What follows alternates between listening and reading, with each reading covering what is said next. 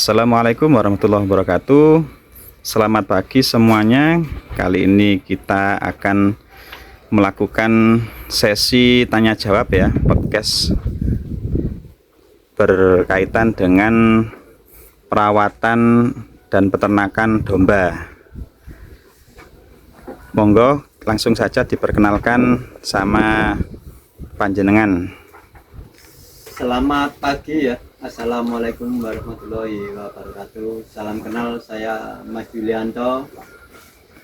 Ini kita mau berbagi pengalaman ya tentang budidaya kambing domba. Karena setiap orang dalam berbudidaya, beternak itu berbeda-beda caranya ya. Tapi ya tetap hasil akhirnya kita cari yang terbaik ya.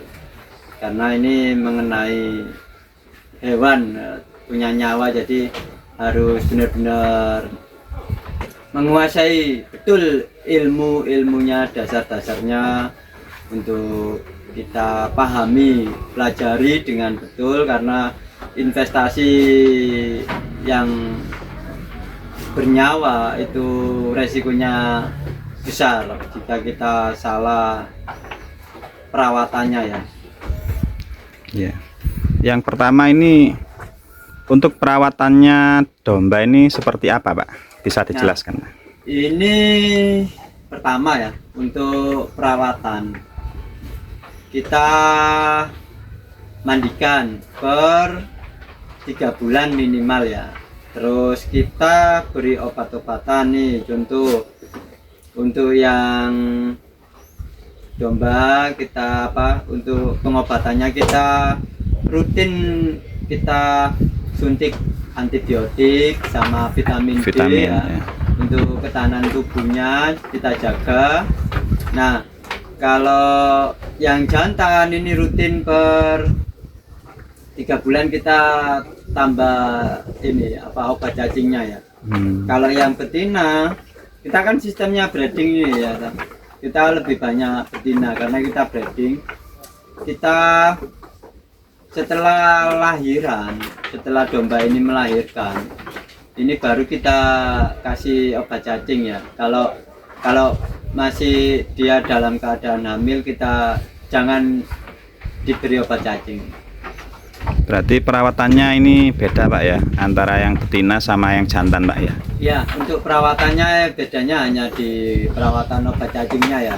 Kalau jantan bisa sewaktu-waktu kita kasih obat cacing ya. Kalau betina ini harus dilihat dulu dia dalam keadaan hamil atau tidak hamil. Baru kalau tidak hamil kita bisa kasih obat cacing. Obat cacing.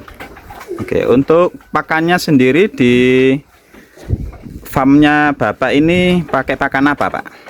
Ya, kita pakannya kita ada rumput segar ya. Rumput segar. Jadi kita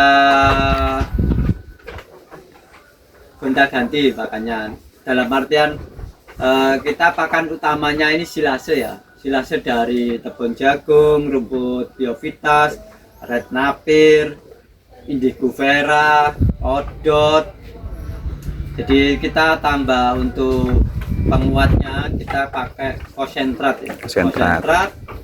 Terus untuk karbohidratnya kita kuatin juga sama bongkol puhung ya. Bongkol singkong, Pak ya. Kita giling ya. Iya.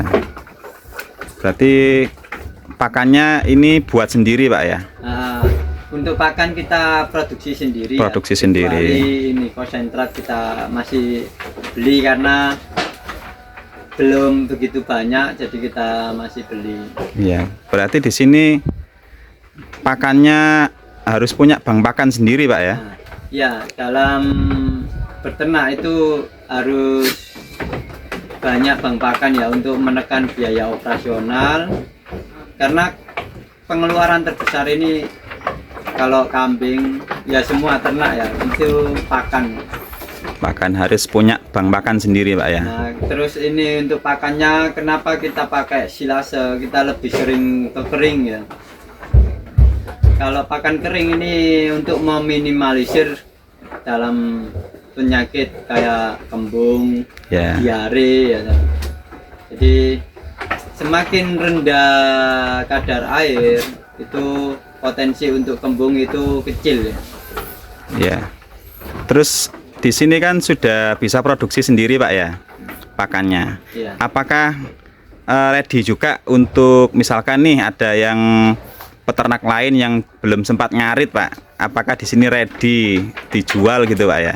Nah, untuk di Yulianto Garden Farm ini sudah kita readykan ya. Kita Ready. silase tebun jagung, ada caca fresh, Biovitas, Biovitas. Odot Super ya.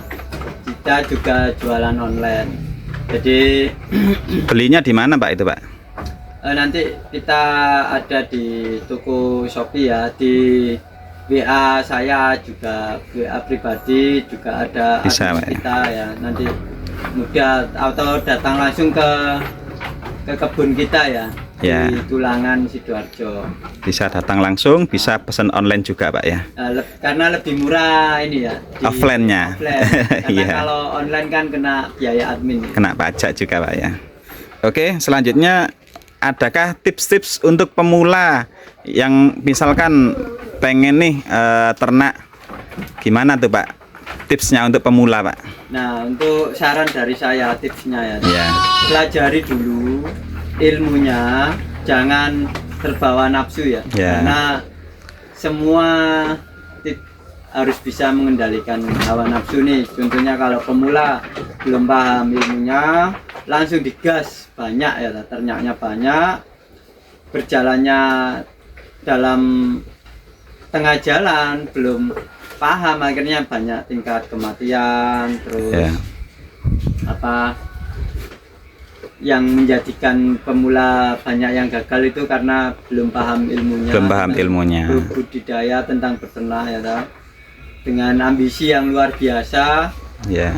dengan tidak memperhitungkan biaya operasionalnya, hanya ikut-ikutan, Ya, FOMO Pak ya. nah, itu akhirnya banyak yang tumbang. Banyak yang gagal. Terus untuk teman-teman ini ya, beternak ini juga harus tetap semangat dalam kondisi apapun, karena dalam bisnis itu hanya butuh waktu ya, waktu dan siapa yang paling kuat ya, siapa yang paling bisa bertahan di era dalam keadaan yang Sulit. Ya. apapun itu, kalau dia bisa bertahan itu yang terbaik. Karena apa?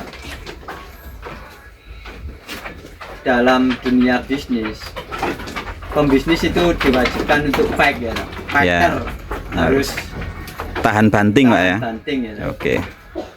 Berarti bisa sharing juga nanti ya di sini ya. Nah, untuk teman-teman peternak atau pemula, karena kita juga sama-sama pemula, nanti bisa datang ngobrol sini, Ya. sini di kebun dan di kandang kita untuk sharing-sharing, menambah ilmu pengetahuan, Ilmu. ya, saling edukasi, saling Berbagi. berbagi pengalaman. Kita Ya. welcome ya. Oke. Ini lokasinya di mana Pak untuk kebunnya Pak? Ini lokasinya di Kebun Klengkeng Yulianto. Nanti ada, bisa ketik di Google Map ya, Kebun Klengkeng Yulianto. Nanti muncul. Jadi sudah kita taruh di Google Map ya. Selanjutnya Pak, apakah ada nih cerita tentang peternakan atau pertama kali Bapak beternak dulu seperti apa? Barangkali bisa dibagikan ceritanya. Nah, ini sedikit cerita dari saya, karena kan saya lahir di kota. Mulai dari kecil sampai dewasa kan belum pernah beternak ya, karena saya memang murni lahirnya di kota Sidoarjo. Tapi saya dari dulu sudah punya plan untuk bikin kebun, peternakan, perikanan, juga agrowisata. Jadi semua sudah terencana.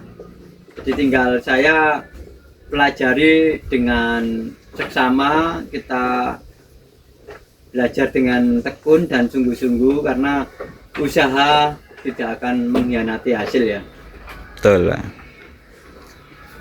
Ya alhamdulillah sekarang ini semakin bertambah ya, karena kita breeding ini banyak yang hamil.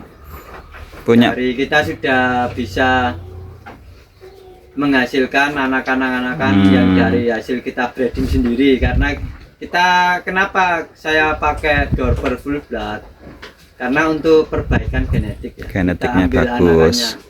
Karena domba Dorper ini memang sangat luar biasa, makannya banyak.